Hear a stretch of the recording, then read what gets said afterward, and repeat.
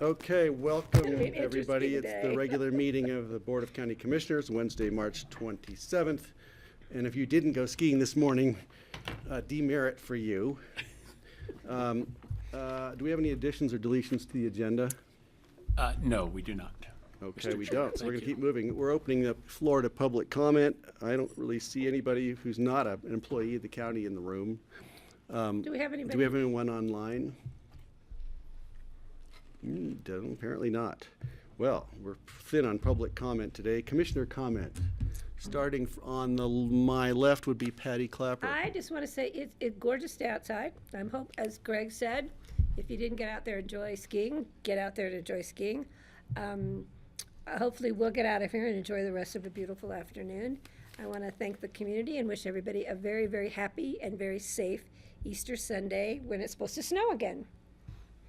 So I also want to make a suggestion to those who will be hiding Easter eggs, hard-boiled eggs inside your home.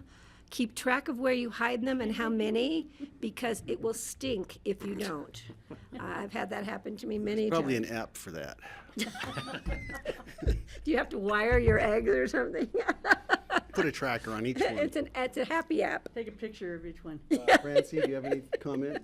I just wanted to say a thank you to all our volunteer boards. We had a wonderful applicant yesterday who was most entertaining and well-informed, and it was just pure joy to listen to him talk.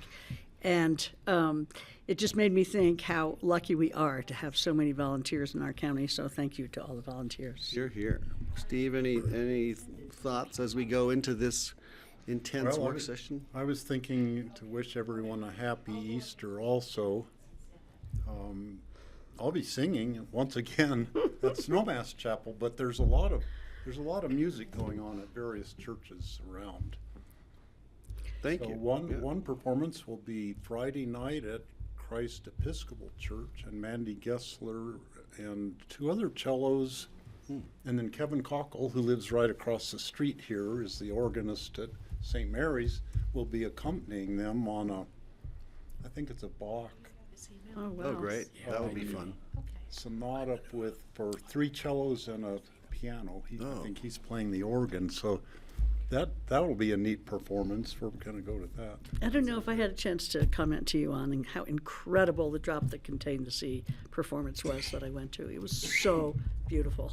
You guys worked really hard on that, and it came out Is perfectly. that when you sang in different languages? 7 different languages. Okay, we're going to keep going to consent items here. Single reading consent items. We have the minutes of March 13th, regular meeting. Does anybody want to separate any of these or make a motion or? I will make a motion to approve the consent items, which is the regular minutes from March 13th regular meeting, ratification of hearing officer's determination on abatement petition submitted by Meredith Bell. I'll second the motion. We have a second. Any further conversation? Seeing none, all in favor? Aye. Aye. Oh, and by the way, Kelly is on her way. She will be joining us. She had more important things to do this morning, and I mean that. Okay, individual consideration items. One reading. This is a resolution of the Commissioners authorizing the use of fax or electronic mail to send notices of Board of Equalization hearings and decisions and notice of abatement hearings. And Sam is on deck. Hi. So this is pretty straightforward. Essentially, state statute does allow the BoCC to authorize use of fax or electronic mail to send these notices. And in light of the petitions this last year in 2023, we did have to mail all the determinations out after ratification. So we thought this would be a useful way, as long as the petitioner or their agent would elect to receive it via email or fax. So we think this would be an easy way to streamline it. I know we had some issues with people claiming they didn't receive it in the mail, or there was some delays in receipt. So we'd like you guys to move forward with this resolution so we can start implementing that. Thank you. Patty? I have a question. So they opt in if they want to receive them. Can they opt for both? I want to get one by mail and electronic? I believe if we have an email address or a fax, we would send it that way. And if we do not have one, then we would send it US But mail. what if I want to get one by mail and I want to get you to send me one by electronic? So I could probably ask you to do both. We would have to come up with a system to do that. Just a thought, because I like getting them both ways to make sure I can. But anyway, no, I think this is a great idea, and I'm sorry we didn't have it in place last year. Right. Comment, Steve? I was curious if people do opt in for the electronic delivery, do you still have to mail out the paper copy to them or not? No, we would not. Yeah, we would eliminate that process. Okay, so that would save a lot of expense and time on your part. Yeah. Okay. It does sound like a good idea doing that. Is there still such a thing as a fax machine? You know, good question. It's in the statute, so we included it. Okay. I've used one in my life, so. Me too. I just haven't in a long time. Yeah. That's funny. I remember the first time I saw a fax machine, I had no idea how a piece of typewritten paper could be transmitted through a phone line. And it was in I that was weird paper that completely- faded in Yeah, about 3 days. but it was like, how does it know? You know, how does it do this? Okay, all in favor? I need a motion. Yeah, you need a motion. So moved. Okay. To approve. Second? Have a second? I'll second it. Okay, Steve seconds. All in favor? Aye. Aye. Thank you. Thanks, thank Sam. you. Thanks, Thanks. Jeanette. Okay, now we're up for individual consideration items. First reading set for public hearing on April 10th. So this is first reading. This is not a public hearing, but April 10th will be the public hearing. This is an ordinance approving the correction deed to the amended and restated deed of conservation easement for Capitol Creek Ranch. Paul, what happened? And Greg, Paul here. I have a statement to make, Steve and has I a have to statement. leave the room, actually. Oh, go ahead. Because I actually have to sign this document, and it affects my property as well as our neighbor's property, which are both covered by the same conservation easement. I cannot be in on this discussion, so I will be out eat in the your hall lunch. eating lunch, and you can We'll summon pick you me up. when you're done. We'll come and get you later. Thank you, Steve. Thanks for the Lucky. reminder on that. Okay. Yes, I'm Paul Holsinger, the Agriculture and Conservation Easement Manager for Open Space and Trails, Picken County. And to your first question, I don't know what happened. But what happened to get to this point was we had a building permit issued for one of the lots of Capitol Creek Ranch, which is conserved by a conservation easement. And they wanted to place a CDU on a detached barn or garage, and the conservation easement says that it has to be attached to a primary residence, but the resolution granted prior to the conservation easement says that it can be on a detached garage. So best we can tell is that just got missed in our coordination of the documents. But we took it very seriously. We're considering this an amendment to a conservation easement, even though we're treating it as a correction deed. So we worked with Aston Valley Land Trust, who co-holds the conservation easement. We even had an appraisal done to make sure there was no impermissible private benefit if they were, increasing the value of their property by putting in a detached garage. We couldn't allow that, but the appraisal came back as it was insubstantial. Yeah. So, Great. so we've decided to move forward as a correction deed because we truly think this is just a miss of language. So we're going to submit this, and now the conservation easement will allow a CDU to be placed on a detached garage within the building envelope of the approved development. Right. Thank you. Thanks for that clear description. I'm good. Francie? Me too. I'm good with that. I would entertain a motion to approve. I will make a motion to approve an ordinance of the BoCC approving the correction deed to amended and restated deed of conservation easement for Capitol Creek Ranch. Yeah, it's I'll kind second. And we have a second. All in favor? Aye. Aye. And noted that Steve has recused himself from that discussion. Should we call him back or just let him have his lunch? By the time he gets back in the room, we'll be done. Wait a minute, he's the vice chair. He could finish this meeting. Yeah. Okay. All right, up next, we have an ordinance authorizing an agricultural lease of the Coke Ovens open space ag lease between the Board of County Commissioners and Paradise Outfitters. I love that name, Paradise. And Paul's not I'll- leaving. Well, I'll sit here because I'm going to run the maps for Drew Great. Walters. Thanks, Drew. Thanks for coming in. Yeah, thank you. Sorry about that, Steve. We didn't get very far in your salad. Oh, that's all right.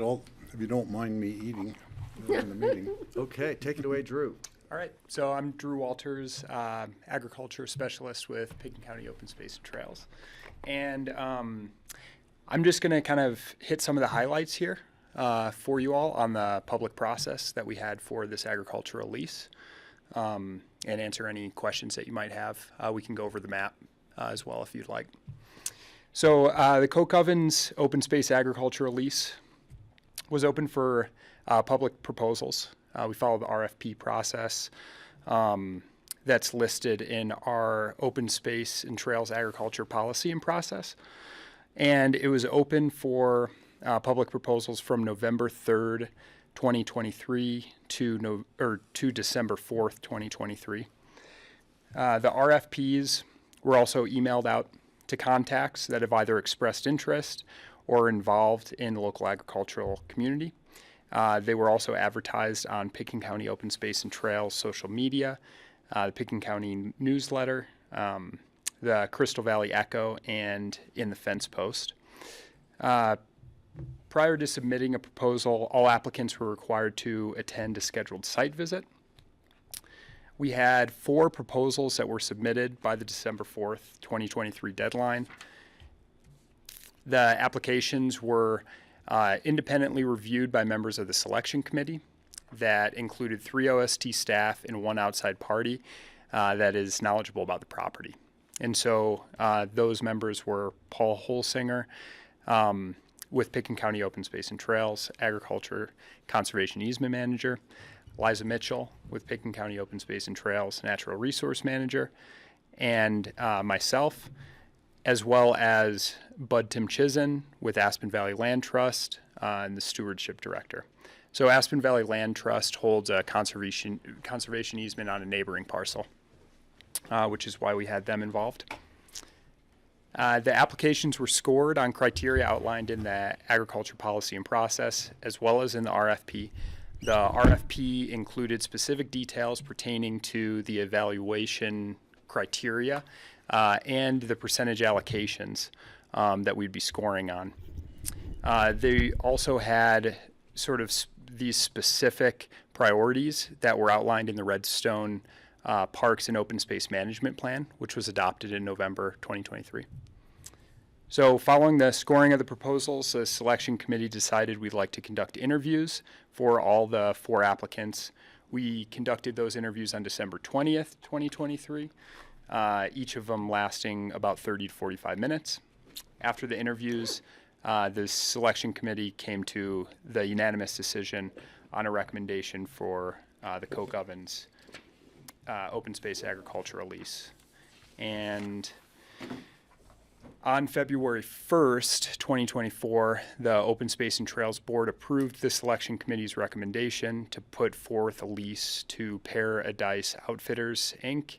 for 5 years for the Coke Ovens Open Space Agricultural Lease at a rate of $650 a year to the Board of County Commissioners.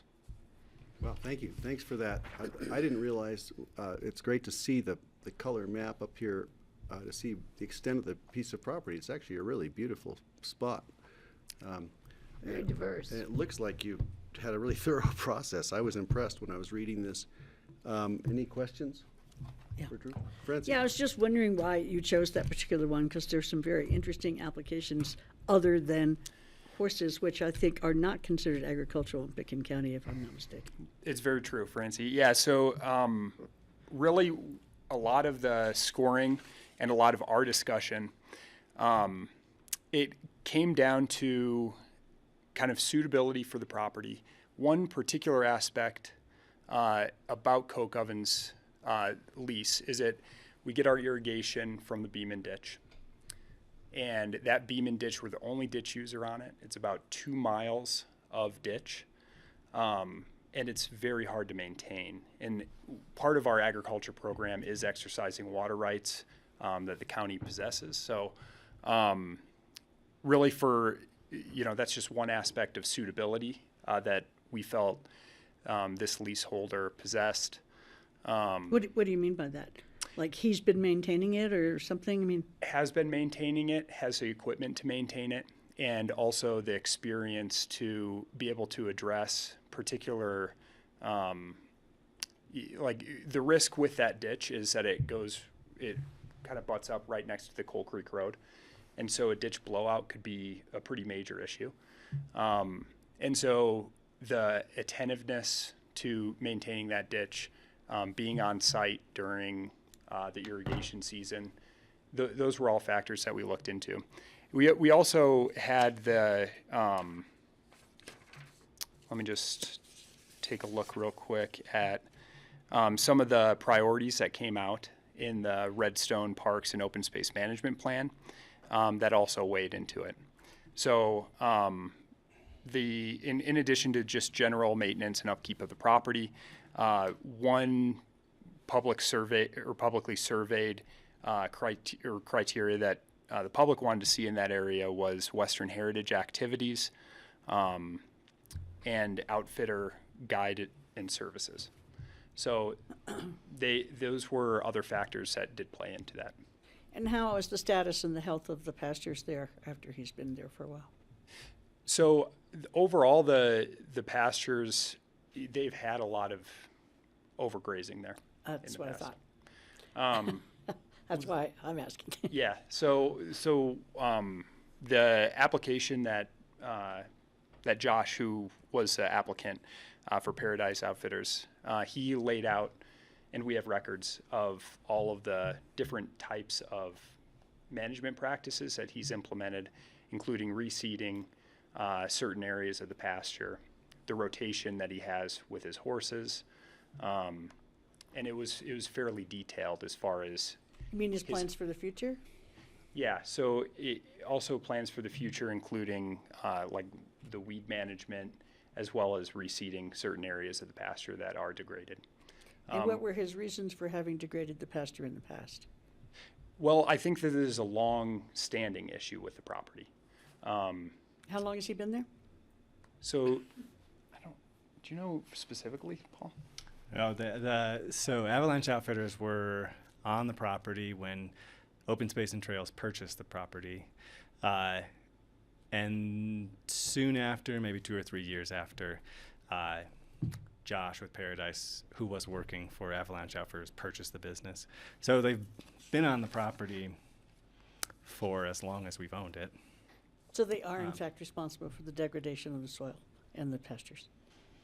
Well, I'm sure some overgrazing has to be attributed to them. But I will say with our management plan in place and with a new agricultural specialist on staff, we're better equipped and we have more capacity to be on top of that and make sure that it doesn't happen anymore. I think the management plan is also, you can see this dark green and the tan, all those different colors there. Some of those areas are going to be pulled out of grazing just for natural resource management purposes. So it's gonna be managed in a different way than it has been. I mean, pulled out in order to have native grasses restored, or? Well, to be managed as a natural area and to have it reseeded. But You can understand my skepticism here. absolutely, we absolutely understand. And, sure. I mean, I'm not the only one from Crystal River Valley who will probably have a similar reaction. Yeah. One thing I will say to your point, Francie, with kind of the different uses from the applicants, 3 of the 4 applicants were proposing that to be used as a horse-specific use. And of those 3 applicants that were proposing horse-specific use, the one thing that we looked at to differentiate, in addition to all the other criteria, was benefit to the public and the amount of public use that folks would be able to have from that space. We did have one applicant, the Peters family, and they had a lot of ideas for the property, which was great. It was excellent to be able to hear all of those ideas. Ultimately, the difficult part with that was just a lack of experience that they had with managing a property that is as tricky as coke ovens with all those moving parts with that. That's the one that proposed community gardens and peony production? Yes. Would be really nice to have a lot of peonies over there. That would be a public benefit. I've got a question from Kelly when you're done. I'm done. Well, I just want to follow up on Francie's concern and find out, is there any interim targets for them? So I feel like a lot of times when we build in these leases, it's like, we'll consider your promises at the next lease review. I'm wondering if maybe there's some benefit here to building in a more near-term, improvement plan on the issues that Francie's raised. One way to do that would be to decrease the term of the lease. Yeah. It would be, really 5 years is fairly standard for our leases. In the past, when we've had specific aspects of a lessee's proposal that that there's questions on if they would be able to achieve that, we've had sort of checkpoints in those leases. For this particular piece of property, I do think that one component of it, and something that we've been discussing as a team, has been improving the existing irrigation system, and that includes a ditch. It's a concern. My biggest concern with that property, because I can speak for myself, is a blowout on Coal Creek Road. It would be a disaster, and so we've been looking, next year, working with the leaseholder and piping that section of ditch that kind of straddles the left side on the map of the Coal Creek Road, and that's really the danger zone of that. There's also headgate issues that requires headgate cleaning. That'll probably always be the case, but one thing that we do need to do is just make a headgate that's a little bit more secure. And No those matter are all who's on it. What's that? No matter who's on the property. No matter who's on it, yeah. Got it. And I'll just add, with our new policy with agriculture, we review our lessees annually now, every year. We give them a list of things that they need to do better, or if necessary. So now we do have things in place that, like I said, we have increased capacity, and we're able to keep up with our priorities as they're listed in our management plan and in our lease as well. So we've kind of built it in now, now that we have dedicated boots on the ground on this. So in other words, if they degrade the property further, it's going to be on you, not on them. Sure. I will also say that the 5-year is our shortest long-term Right. lease. And so we recognize that this property is tricky, and we need somebody who is dedicated to making it work, but also working with us to improve it. And Paradise was the best fit for us, though we are cautious. So we're going to give them 5 years to prove it and Got come back. it. John Ely has his hand up. John? Thanks, Greg. In keeping with Francie's comments and general concerns that I've heard from the board, if you would like, following the board's approval of the lease, we can take another look at the terms of the lease with a mind to improving its enforceability. Quite frankly, the ag leases are not the kind of contested leases that you might see in other, situations, and it's a friendly relationship. Generally, all the agricultural tenants have with open space, with its administration and the county in general. But given the concerns and past observations, I can if it's a desire of the board, I can take another look at that and see if there's an appropriate way to tune that up so that we can make sure that there's compliance on the part of the tenant with not only the management plans, but the evolving management plans as that might occur given somewhat dynamic situation of the property. Thank you. Steve has a comment. So I'm okay with the, the process we did, and the choice of the committee followed a set procedure, which I think I totally respect that. I do know that one of the applicants who didn't get picked several years ago came to me and said they would like to graze their horses there, and they didn't like the operation of the outfitter that was there, and they were hoping that they could have that be like a community place for people to keep their horses in the Redstone area. I know they will be disappointed, and I'm not contesting your choice of picking who you think will take care of the land the best. So I do have a suggestion on the that I noticed in the actual lease agreement. And it has, if you look at, it's on page 51 of our packet. So it says county improvements and infrastructure. It's on number 12.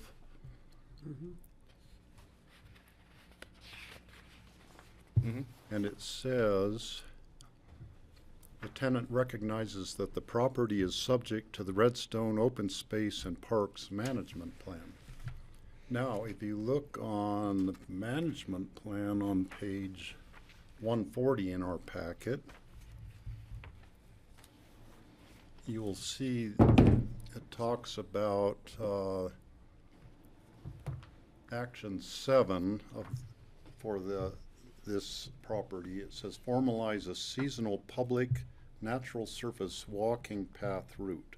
And to remember, when we were doing a site visit and looking at the property before we even purchased it, we were contemplating doing, having a public trail or cross-country ski loop or something through there, and would be farther up the Coal Creek Valley from where the horse operation is.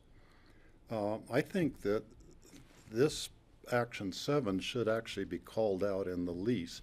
I would hope during the next 5 years of their lease that there could be a public trail going through the property, and we have to make sure it doesn't interfere with the outfitter's business. But I think that was one of the things we wanted when we first purchased the property, and I'd love to see it done in during the course of their 5-year lease.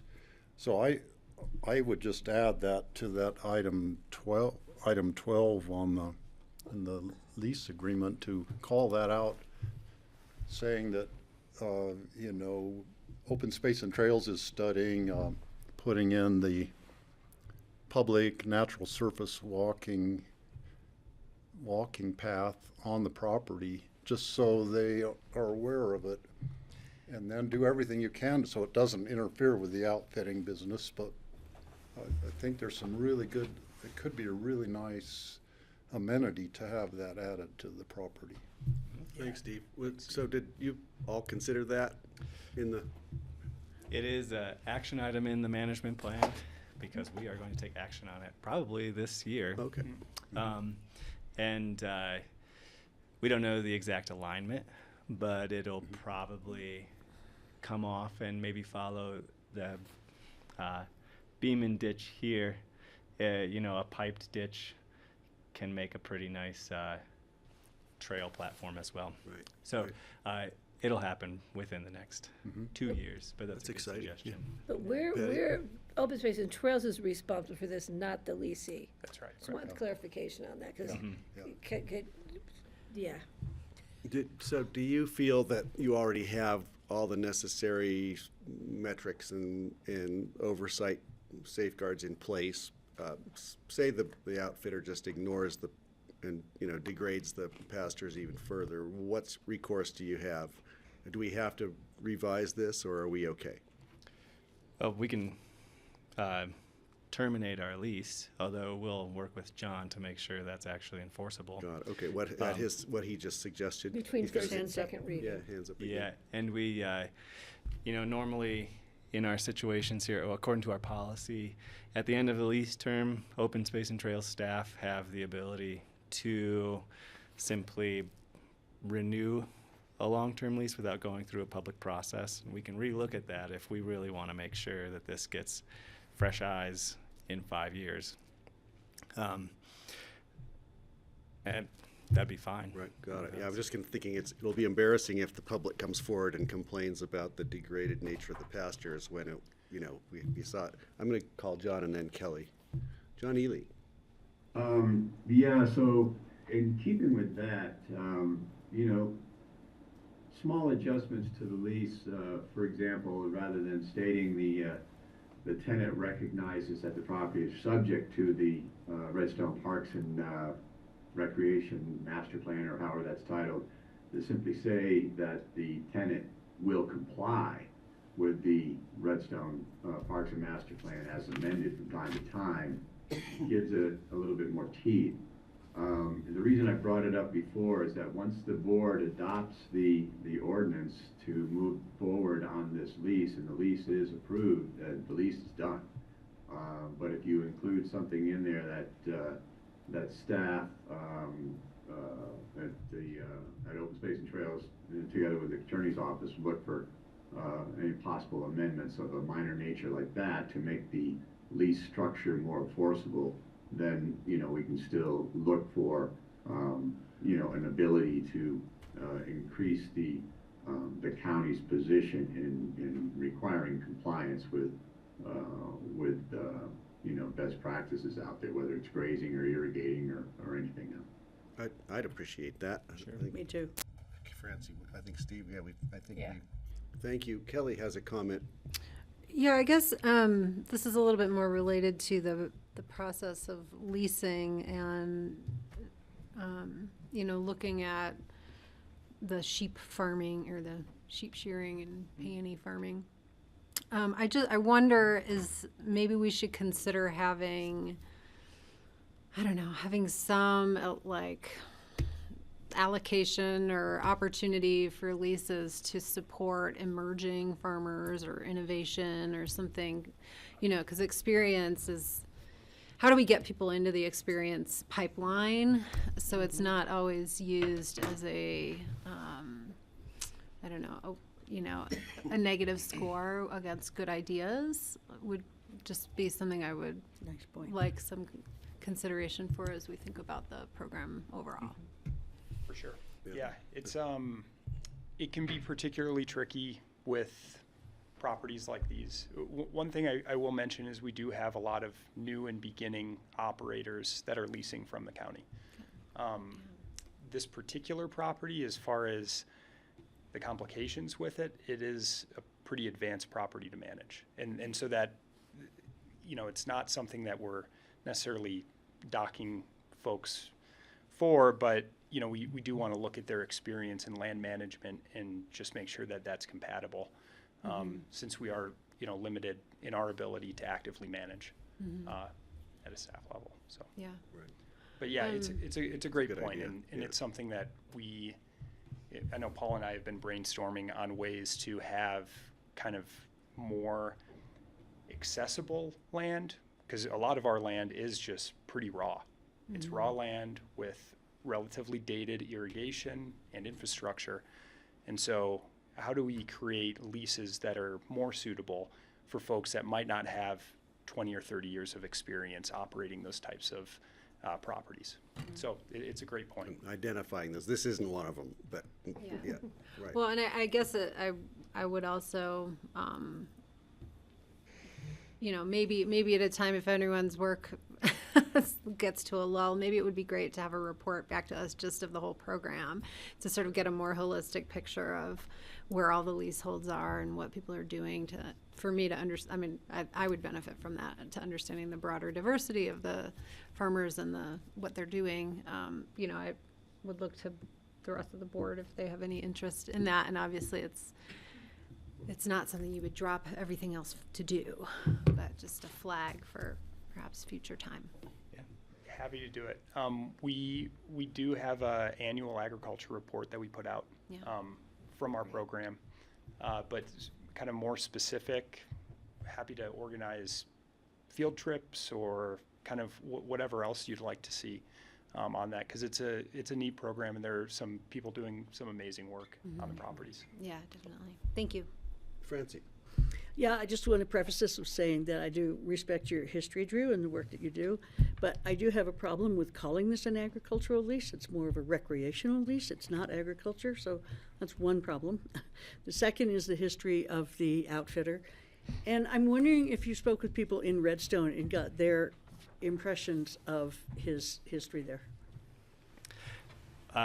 To your first point, I think when we first came through to lease the property to Josh, Steve made the exact same point. I don't know if you remember, but he said this is an outfitter lease, not an ag lease. And so we changed our lease, and we can change that back. This is an outfitter lease based on our priorities with our management plan and that kind of thing. It's semantics somewhat, but it's true. It's an outfitter lease. Do we have any other outfitter leases? No. And we did do an extensive public process for the Coke Ovens parks, or the Redstone Parks and Open Space plan. And the Coke Ovens piece was a major focus of that, because it is very unique in the system of those Redstone properties there. It actually has irrigated acreage, it's got historic elements, it's got structures and all that kind of thing. So we did hear a lot from the public. As you can imagine, from Redstone, they are vocal, and they let us know what they thought was best for the property. And we can come back at second reading and give a little more on that. What what overall did they think was best for the property? Well, that, like Drew pointed out, what we think. Western heritage? Yeah, what we identified as Western heritage. They wanted somebody out there to continue to offer guided horseback riding and outfitting on the property. All of them? Not all of them. I mean, Okay, thank you. It sounds to me as if that probably one of the most important things for us in terms of liability and problems that could come up are less about the degraded pastures, although that's important, but the ditch and the maintenance of that ditch and preventing a blowout, as you've alluded, the cost of a blowout on the ditch and just, possible destruction of the road itself would be a catastrophic failure that would have real consequences. And it sounds as if you've chosen this because this outfitter is capable of doing the right thing there. I guess my question would be, what do we have in the way of liability coverage? Are they insured, for this sort of thing? If the ditch blows out, who pays? How does that work? All of our leases require our lessees to have insurance coverage. And all that's kind of detailed as far as like coverage limits in the lease. That is a minimum requirement. I think what's interesting about this lease and the applicants we had, or does that answer your question? Yeah, that answers my question. But yeah, sure. That gets me far enough. Just wanted to flag it, but. Francie, what was interesting about our applicants is we really, like I mentioned before, 3 out of the 4 applicants were horse operations. The concern we had with some of the applicants was a lack of, and this came out in interviews as well as in their applications, was the expectation that a lot of the ditch maintenance, would either have to be contracted out or would be they would ask for the county's help with ditch maintenance, which is really just not something we can do, or that we have historically done with ditches as far as general maintenance. We do ditch improvement projects, but those were some of the larger concerns. And I know I keep going back to the ditch. That's my primary concern. I don't want to speak on behalf of how everyone else in the selection committee scored and things like that. But one thing I looked at is I was just looking at practicality of managing the property. Is there going to be a person on site? Is there equipment on site? If we have these issues, and just knowing the amount of time and machinery and effort that it takes to maintain a ditch for a relatively unproductive pasture, is it going to be something that's that's feasible for a lot of folks, and that was Can I something that, respond to that, Greg? Sure. So why don't we fix the ditch and put in the piping up there where it's at its most dangerous? That's one question. yeah. And what if we just returned the whole property to native grasses and didn't lease it out to an outfitter? Well, I think maybe down the road that is something we can do. We were sort of waiting for the management plan to be completed before we did a major ditch improvement project. But like I mentioned, we do have that planned. We're planning on doing the head gate this fall and asking for budget to do the piped section of ditch for next season. I mean, because we did talk about the irrigation at Glacier, and it's not like we don't deal with irrigation, so we have to have somebody on the property who can deal with irrigation. You know what I'm saying? I mean, we do deal with irrigation. Sure. Paul deals with it all the time, so, okay, I'll stop. And also, you know, we considered whether this needs to be leased out. But we took into account all of our public process, what people want to see on that property, and they clearly, I'm not going to say any percentages, but it was above 50% of people wanted to see a continued presence on that property of a horse outfitter.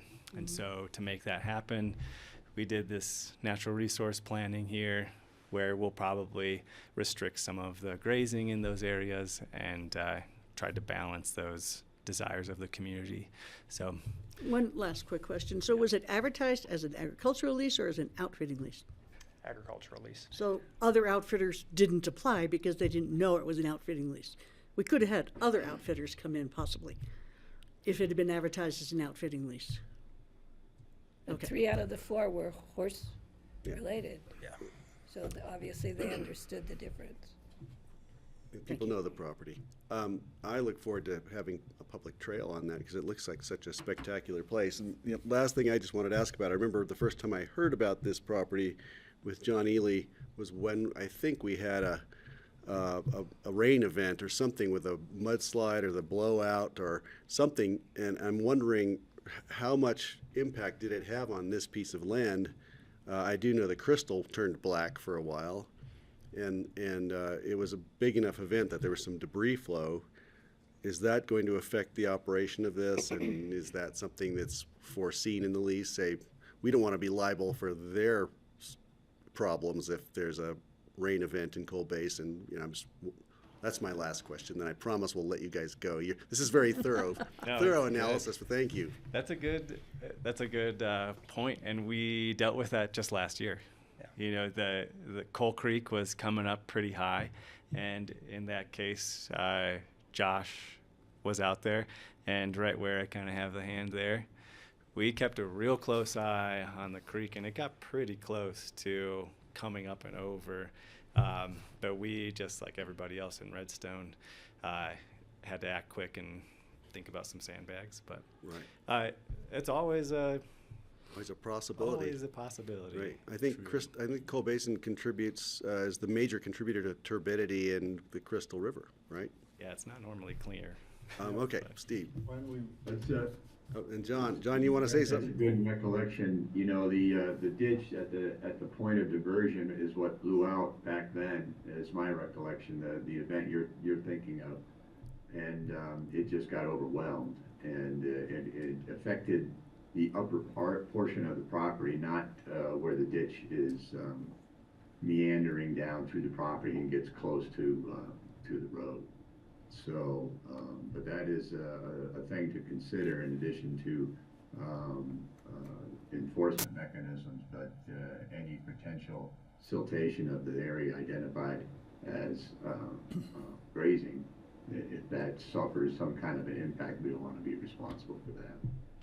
Thank you, Steve. And then I promise we're gonna close this out. Yeah, and we originally were thinking we might be able to do some settlement ponds or something to help actually clean the water of Coal Creek and then return, like let the sediment settle out and then return the water to the creek in a cleaner form. But in a big flood stage, when there's a whole lot of sediment coming down the creek, Really, the biggest problem is that portions of the ditch would get silted in, and that just increases the maintenance, the labor, and everything to clean that out at some point. And sometimes, I mean, some ditches will fill clear to the top with the silt. Right. Oh, Maybe yeah. not this ditch, but it depends on the flow of the ditch and lots Sounds like of it could. things. Okay, I'm going to entertain a motion for a vote on this. I'll make a motion to approve the ordinance on first reading, authorizing an agricultural lease of the Coke Ovens open space agricultural lease between our Board of Commissioners and Paradise Outfitters, set for second reading and public hearing on April 10th. Thank you. I'll second. Patty seconds. All in favor? Aye. Aye. Thanks, guys. Okay, is that all of us? Are we all in favor? We have a nay? Is that a nay? Nay. Okay, we have 4-1. Thank you. I'd like to see a better outfitter go in there. Someone Okay.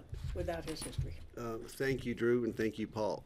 That was a thorough explanation, I thought, and a good conversation. Reminded me about that beautiful piece of land. Okay, we're up for individual consideration items. These are public hearings, See you at the pool tomorrow, right? second readings.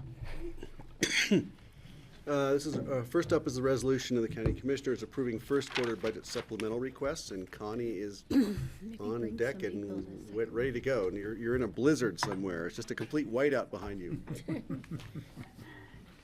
Good afternoon, Board. The resolution in front of you today for second reading contains budget supplemental requests that the Board reviewed at the March 12th work session, and staff was there to go over questions and spend more detailed time on these budget changes. The total change in expenditures to the 2024 Pickens County budget is about $3.2 million, offset by an increase in revenues of just under $400,000 for a net change to the budget of $2.8 million. And the impact on the general fund is $475,000. I'll go over the requests just briefly and then see if the board has any questions on them. In the clerk and recorder's office, there's a request to increase an FTE in the motor vehicle part of their office. This is a position that would go from 20 to 29 hours per week, and the position is fully funded from a dedicated balance within the general fund from the motor vehicle late fees, and there is no impact to budget. Next in the general fund, there's the website accessibility audit and repair. This is through the IT department, and it's in order to be in compliance by July 1st of this year for a state bill that was passed in 2021 for accessibility to our website. In the capital fund, we have two requests. The first is from GIS, and that is to change the county's aerial photography schedule from every 4 years to every 2 years. And the cost has actually gone down to do these flyovers, so that the cost of doing it every 2 years is only slightly higher than doing it every 4 years. Also in the capital fund is an increase to the microgrid project of $350,000. This is in order to install the battery energy storage system. It also provides for some construction inspectors and oversight during the summer and some revegetation of the area. In the Road and Bridge Fund, there's a request to move the design of the Redstone Bridge replacement from 2025 and bring it up into the 2024 budget. The request is $750,000. And the design process will also include public outreach in the Redstone area. In the Human Services Fund, they received a $20,000 grant from Rocky Mountain Health Plan, and the grant was specifically to support human services staff and has been used to provide bonuses for all staff in the department. for the airport, there's an increase to the pavement maintenance budget. The original 2024 budget for pavement maintenance is 7 million, and this would increase the budget by 1.4 million. Part of the additional repairs are on the North General Aviation ramp, about 600,000 additional cost in that area, and then additional 800,000 for the cracking in the runway pavement. And these are costs that are not covered by the FAA.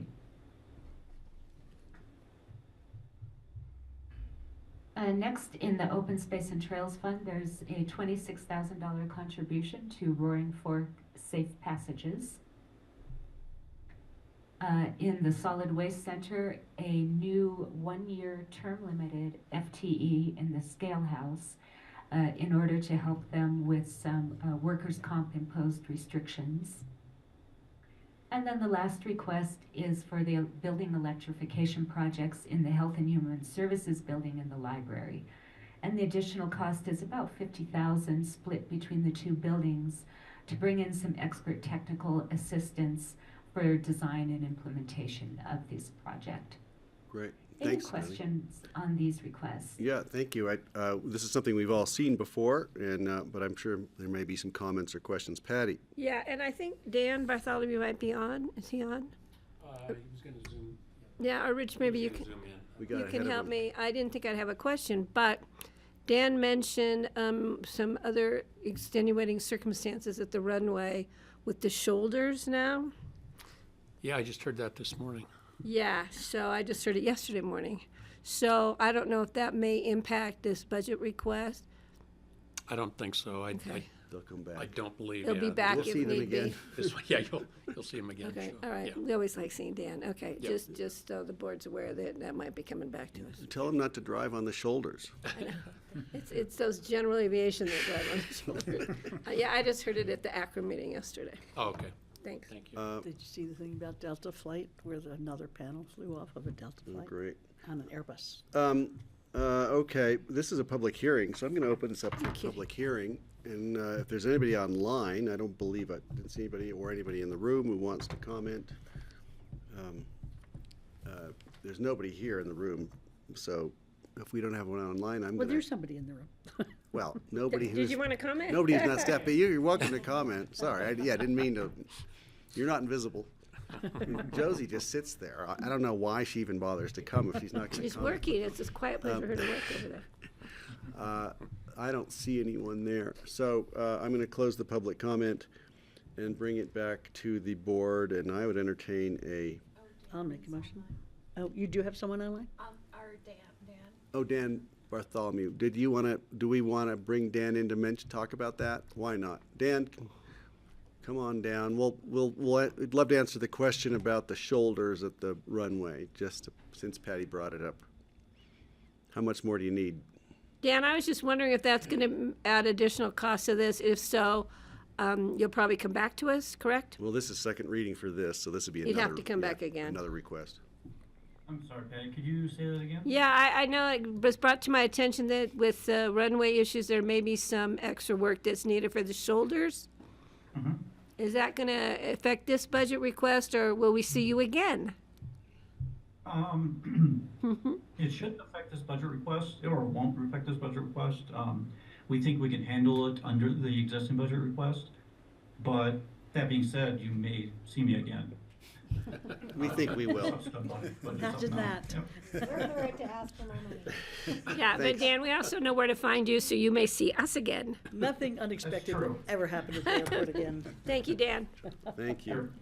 Okay, I'm looking for a motion. I'll move. With a I'll motion move from- to approve the resolution of the Board of County Commissioners providing supplemental appropriations to the 2024 budget and amending the 2024 budget. I'll second. Quarter. Okay, all in favor? Aye. Aye. Thank you. Thanks, Dan, and thanks, Connie. Thanks, Dan. Thank you. Thanks, Connie. Okay. Now, the event you've been waiting for. Resolution, this is the second reading, approving an intergovernmental agreement between the BoCC, City of Aspen, Town of Snowmass Village, Town of Basalt, and special districts of the Aspen Fire Protection District, Roaring Fork Fire Rescue Authority, Aspen Ambulance District, for the operation, administration, and financial support for the Pitkin County Regional Emergency Dispatch Center. Come on down.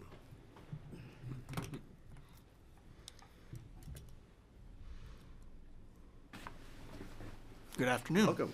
Thank you. Nice to see you again. Yes, So- sir. Thank you. It's very cozy. Any Okay. changes from the last? Anything you want to tell us about this? No, I'm just here to answer any additional questions or any additional information you guys might have about that IGA or what we're doing in dispatch in general. Got it.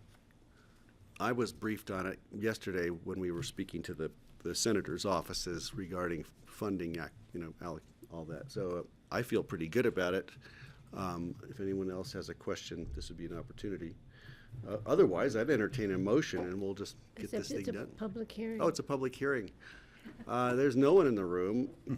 It only took me 9 months to do that. Yeah, just- no, it'll take me 12. And I don't believe. I apologize. My name is Brad Flanagan. I'm the Emergency Brad, yeah, Operations sorry, Brad was Manager on with for the us Pitkin yesterday. County Regional Emergency Dispatch Center. Yeah, thanks, Brad. We have Brad on the list, but we know that was you. No one is online for this, so I'm going to close the public hearing and bring it back to the board. So I'm a little confused on the change of the governance structure. So it says, the consolidated centers are more efficient and stable if they are managed independently from law enforcement, fire, or EMS entities. So how are we going to be managing it if we're not having one of those entities be the, hands-on manager of it? Sure. So historically, we've been underneath the sheriff's department. So the sheriff was the one basically managing operations. We had the 911 Communications Authority Board, and we had the COM Board that were able to provide direction, able to do our leasing and enforcing any taxation. Operations has historically been managed by the sheriff's office. Now, by moving out from under the sheriff's office and into the county, that provides more of an equal opportunity for the other agencies to give input and to control that operational piece. So that with the county in control, we are more apt to be able to provide unilateral or more uniformed service delivery. So you are not just answering to your boss at the sheriff's department, but you are answering equally to all of the entities, basically. Correct, yeah. And historically, we've been very lucky with the sheriffs that we've had, but that there is that potential for different oversight and different opinions within the communications board. And eventually, the sheriff can just say, I'm the sheriff, I'm doing it. Where now with the change in operations or change in management, it's going to go through that intergovernmental agreement with all of our agencies having more of a say than they did before. And Steve, more specifically, just so you're aware, it'll be under administration now in the manager's office under Ann Driggers. So Brett will directly respond to Ann Driggers as part of the process for doing that. And this came as a recommendation from the board to separate from that. Yeah. So. Okay, I got it, I understand Francie, that. then Kelly? So it's kind of like a ship with 12 captains now, or? It is an advisory board that gives us the ability to give Brett or the director some guidance on operational specific information. As Just far on as personnel operations, management. Not on engagement, so. Correct. Okay. Yeah, so personnel-wise, it's still going to be the Ann is going to be our direct report, or we're her direct report, rather. So why Ann? Because if we have to make a decision about an emergency operation in response to, I don't know, a natural disaster or something like that, why would we go to Ann? She's not an expert in that. Well, they'll still manage under the same protocols that they always use. It's just an operational change because of direction they may receive in the operations from different elections that happen over time from elected officials, quite honestly. And so this just adds stability to that from an organizational standpoint. But it doesn't change their response, the way that they respond, and who's in charge whenever that's taken place. So it's just an operational move. Hope that helps. So maybe Instead of 12 captains on the ship, it's better than one mutinous captain of the ship. Because public safety organizations can get, you know, a lot of infighting there, so this avoids all that. Patty? So please don't tell me we're moving them into the third floor office space. No, that'll all remain the same.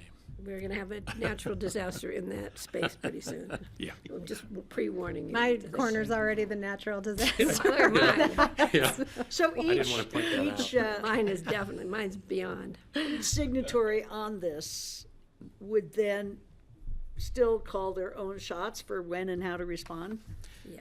Yes. So we will be working under the same operations that we do today as far as emergency response. Each chief has the way that they are going to manage their response with their units, whether it be police, fire, or EMS. But the management of overall operations of receiving emergencies and how we're going to be delivering them will become more uniformed, so that we're giving the same information to each unit. We're also talking about, because of this, we will be able to start controlling some of the purchasing for all agencies. So, for instance, radio cash purchases. That's an extremely expensive purchase for all of our agencies. And if the comm center through this can start looking at that, we might be able to get better deals for everybody through that. And I think the financial component is also a key to this. Anne has got that financial background. When we start dealing with all these other agencies from a budgeting standpoint, she'll bring Yeah, I can see she'll that. bring that to the table. And you can, we're gonna put her number on the website, so you can call her if you have an emergency, and she'll just like handle it. Yeah, right. So one more question, if you don't mind, Greg.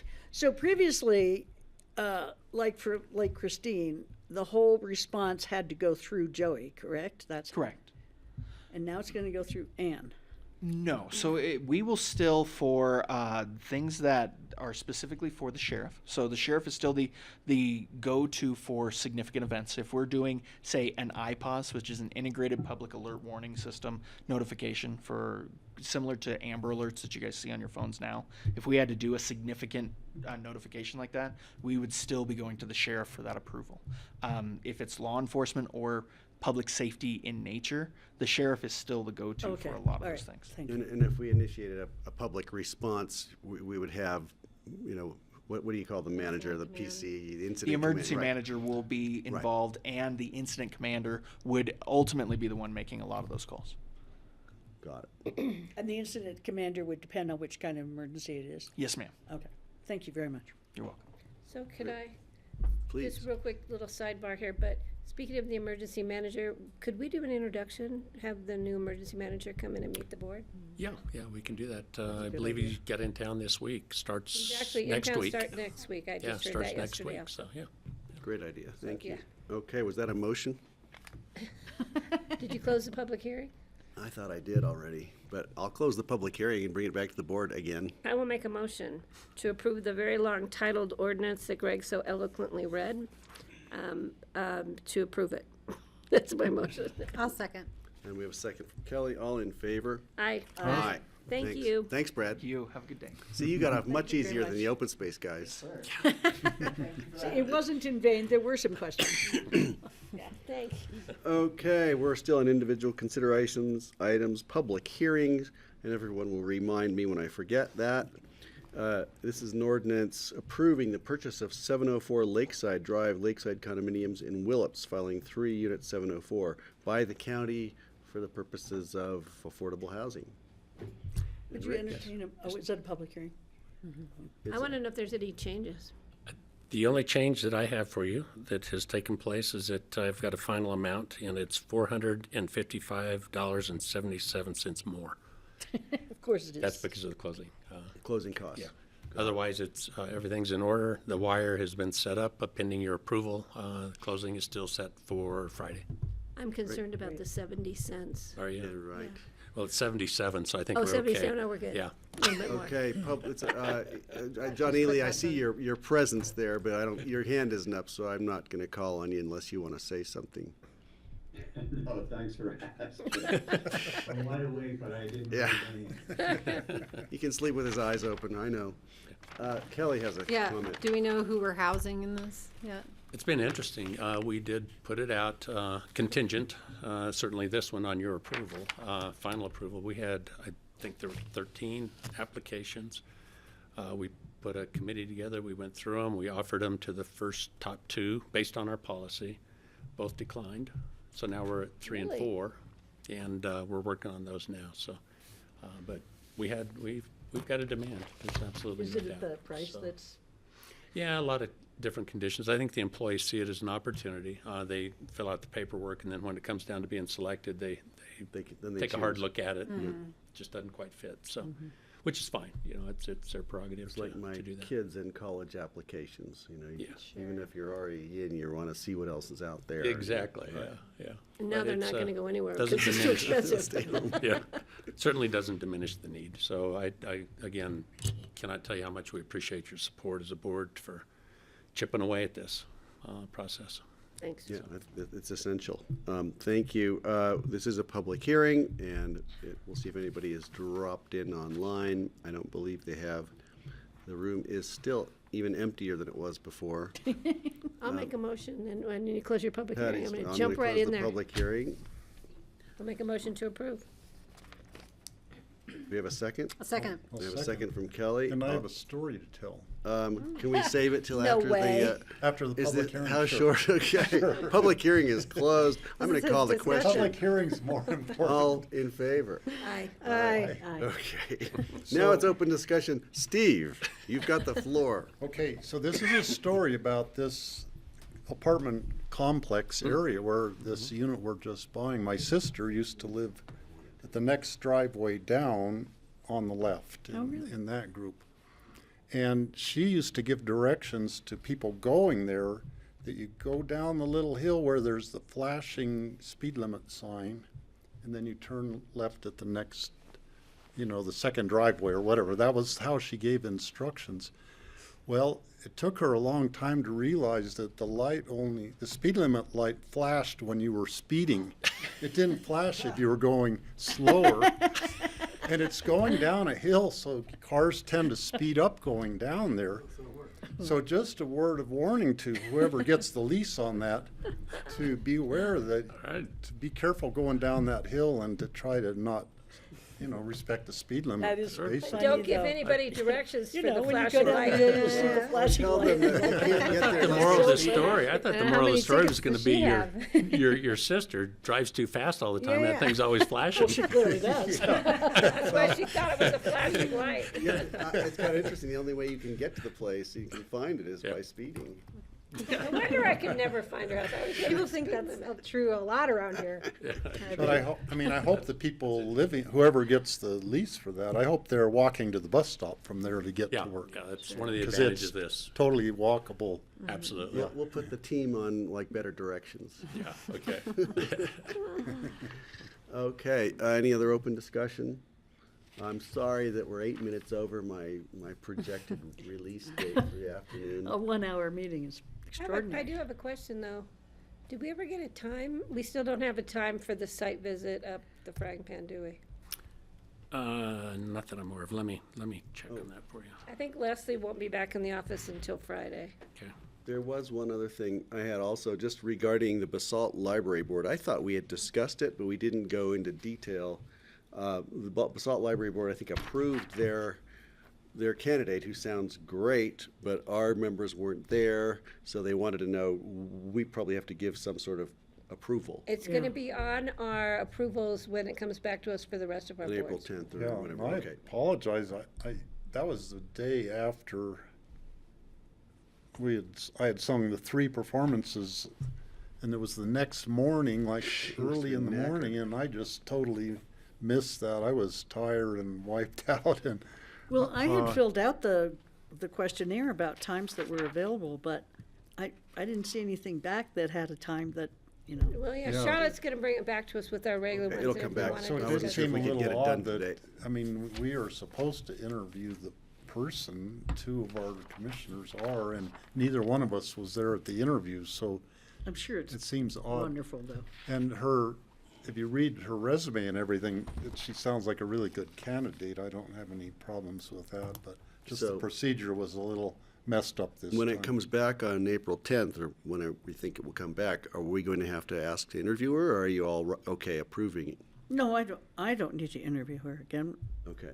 No, I think we're good. So I think the board will approve it if that's, Yeah, and it's Charlotte, gonna as be long on as that Charlotte list knows that we that and get. we're still within bounds. I have another quick question. Is anybody going to the event at the golf course this evening, this afternoon at 3?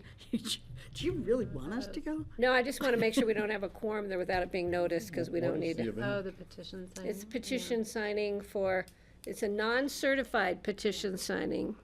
It has not gone through the clerk's office, for the Citizens Against Bigger Planes. From No. 3, okay, 3 to 6, okay. We'll hear the results soon enough. That's great. Okay. Okay, then, I think if that's it for open, Rich Greg, has let me one. just so I am clear, because this is such a big undertaking of this ALP. Yesterday, I just want to make sure I've got clear direction with John here. The way I understood it, you want to put it on the 10th. Kelly had mentioned put it as the last item, so that if there's time, the chair, you all could elect to take public comment if you wanted to. But if not, then it would just follow the normal process. My question is, can we place that, maybe this is to John Ely, after land use? Is that what you're thinking? Or prior to land use? Because there are 2 land I use was thinking at the items very end. of the whole Yeah, agenda. I think that's, Okay. yeah. Is there any, John, is there anything Because that way, that if a there's 20 people in the specific- room and we still, Exactly. it's 3:30, we Yeah. have plenty of time, Yeah. Greg can decide what to do. Yeah, and that made sense to me. I just want to check, John, there isn't any specific language how our agendas, we can put this at the very end without interrupting a land use type of, Sure. There's Okay. no problem with it. It Perfect. makes sense to have it at the end anyway, so yeah, go okay, ahead. Great. I just maybe would suggest in the notice, like, yeah. Clarifying the you- public if comment public will be comment taken if time rather- allows. That's what I was gonna ask. We don't wanna notice it as public comment and then not I take think public we comment. should we should also just point out that this is not a usual public comment time. Correct. But we might allow it if there is time. Yeah. And there will be another chance after, just so people are very clear that we're not pulling something away. Absolutely, yeah. Second reading is formally the process to do it, but you have been taking them on first. But Right. And that's the way I had notified the AAB this morning, that it'll go at the end. If time allows, public comment will be taken, because there's a hard That's stop at explicit 5, is the in way the- I Well, we explained could it. hear, if there's a lot of people who want to talk, we could hear after Kelly leaves. I mean, because the true, rest of too. us will be here. That's true.